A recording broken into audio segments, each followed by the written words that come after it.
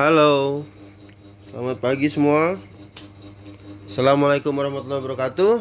Pada kesempatan kali ini saya akan membawakan materi tentang tiga dimensi penokohan. Jadi ini salah satu cara untuk menganalisa yang paling mendasar, yang paling mudah untuk memahami tokoh-tokoh yang sedang atau akan kalian perankan.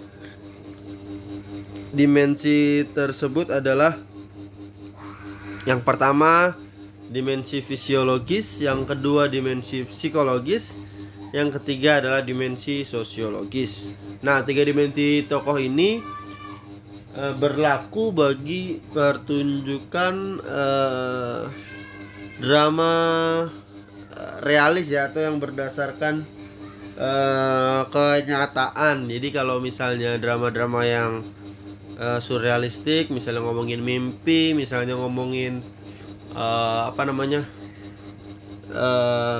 di luar yang logis gitu ya, secara berdasarkan logika kenyataan, itu tidak akan efektif menggunakan pendekatan tiga dimensi penokohan ini. Oke. Yang pertama adalah dimensi fisiologis. Dimensi fisiologis adalah segala hal yang nampak dalam fisik tokoh ya, atau aktor, atau yang bersifat biologis. Jadi misalnya kalian membawakan satu tokoh, misalnya kalian baca naskah lalu melihat dalam naskah ada satu tokoh, lalu kalian analisa dimensi fisiologisnya, wajahnya kira-kira kayak gimana. Apakah dia misalkan berdasarkan keterangan di naskah, oh misalnya dia ada unsur-unsur dia, misalnya keturunan mana, dia besar di mana, itu mempengaruhi wajahnya. Orang yang besar di daerah pegunungan sama orang yang besar di daerah laut itu akan beda secara fisiologis.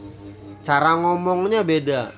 Ngomongnya mungkin orang yang di dekat laut akan lebih kencang suaranya karena ada kebisingan, atau misalnya orang yang di kota akan lebih kencang suaranya, tapi orang yang di pedesaan yang cenderung lebih tenang itu mungkin cara bicaranya akan lebih tenang. Nah, itu hal-hal yang melatar belakangi, tapi pada dimensi fisiologis ini yang ditekankan adalah yang nampaknya, hasilnya.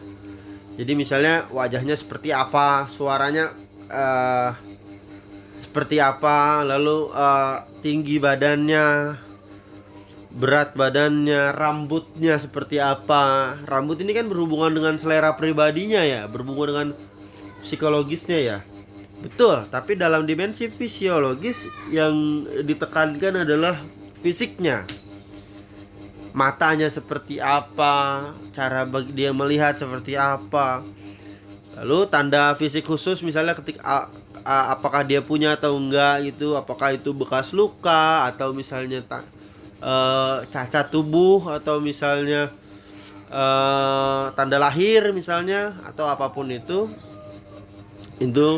masuk ke dalam dimensi fisiologis. Juga umur ini kan bagian dari biologis ya, hal yang berhubungan dengan biologis. Meskipun umur tidak secara 100% memastikan kondisi fisik, tapi dia secara biologis mempunyai pengaruh yang cukup besar dalam kondisi fisik seseorang dan lain-lain.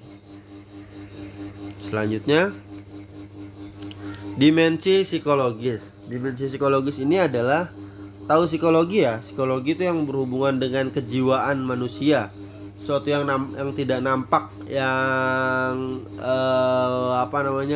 berhubungan dengan kesedihan, kebahagiaan, berhubungan dengan karakter seseorang, emosional seseorang, perasaan seseorang.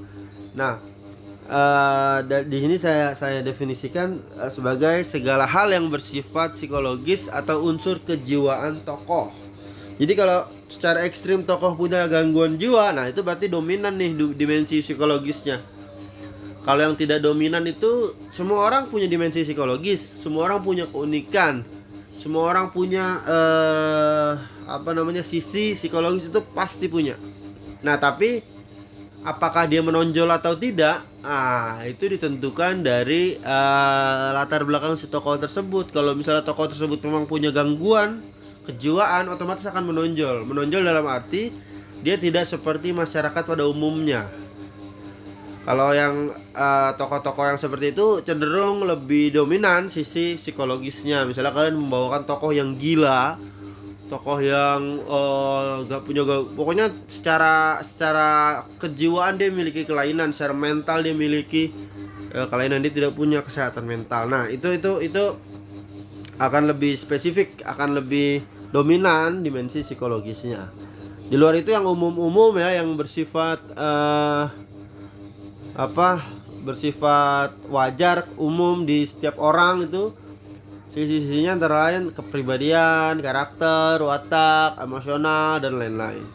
Ini sebetulnya secara mendasar kalian pahami aja sebagai unsur kejiwaan atau psikologis dari sebuah atau seorang tokoh dalam naskah. Oke. Selanjutnya, dimensi sosiologis. Nah, dimensi sosiologis ini saya definisikan sebagai segala hal yang berkaitan seputar hubungan si tokoh tersebut dengan orang lain atau tokoh lain di luar tokoh tersebut. Jadi hubungan sosial dia, kalau tadi kan hubungan dia dengan dirinya ya, hubungan psikologis itu hubungan ke dalam. Nah, sosiologis ini hubungan keluar, hubungan dia bertetangga, hubungan dia di lingkungan masyarakat, hubungan dia di pertemanan, pergaulan, dan lain-lain.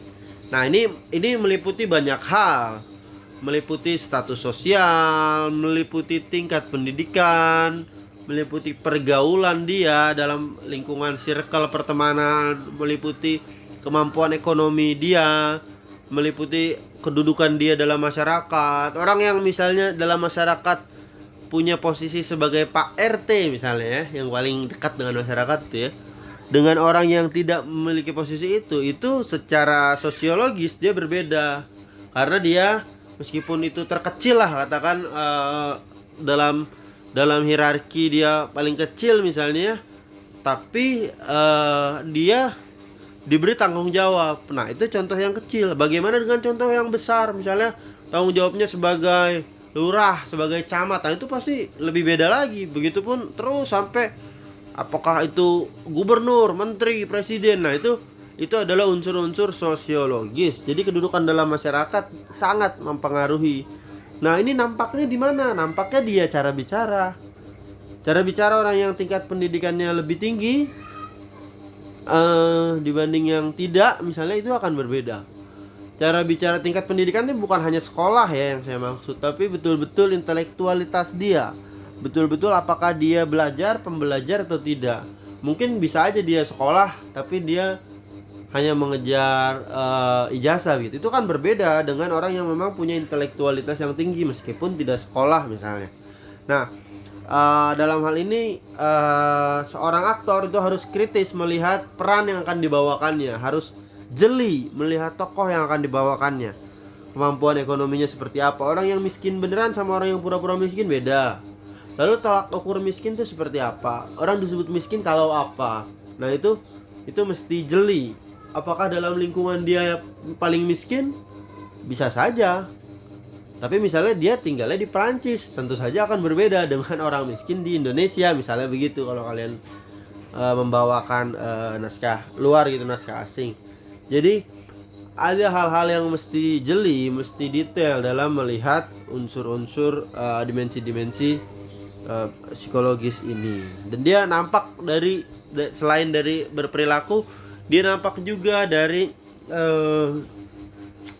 gaya pakaian, misalnya kendaraan yang digunakan, habit itu apa ya, kebiasaan, itu nampak. Lalu ada pertanyaan, loh itu bukannya ada hubungannya dengan unsur psikologis? Nah, ketiga unsur ini itu tidak bisa dipenggal satu-satu. Unsur fisiologis mempengaruhi psikologis, unsur psikologis mempengaruhi fisiologis. Begitupun unsur psikologis mempengaruhi sosiologis. Jadi ketiga ini adalah keutuhan. Ketiga ini ada dalam satu manusia. Jadi nggak bisa kalian pisahkan misalnya, oh dia pemarah, oh ini hanya unsur psikologisnya aja.